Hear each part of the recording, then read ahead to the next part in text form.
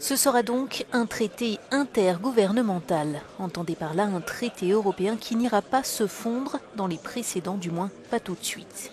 Et la nuance est de taille car elle suscite bien des complications juridiques. Seul un traité à l'échelle des 27 pouvant normalement impliquer les institutions européennes. Qu'importe, les juristes planchent pour contourner cet écueil. On préfère retenir la belle quasi-unanimité. Après un accord à 23, le groupe majoritaire a rallié 3 autres récalcitrants. Reste à consulter les parlements dans les pays hors zone euro. Il y a 26 pays qui veulent participer à ce nouveau traité, séparément des traités de l'Union. C'est une nouvelle formule juridique. Mais le Royaume-Uni reste en dehors. C'est le seul pays à rester en retrait.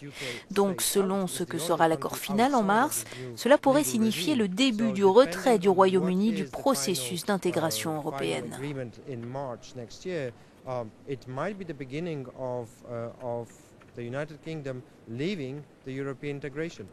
Pour Hugo Brady du Center for European Reform, un centre de réflexion basé à Londres, loin de contribuer à résoudre la crise, le nouveau traité ne fera que semer un peu plus la confusion.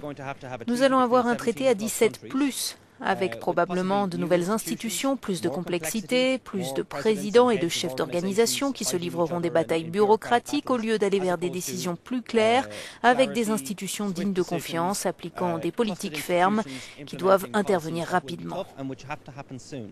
Mais la rapidité institutionnelle n'est pas celle des marchés. La signature est attendue pour mars 2012.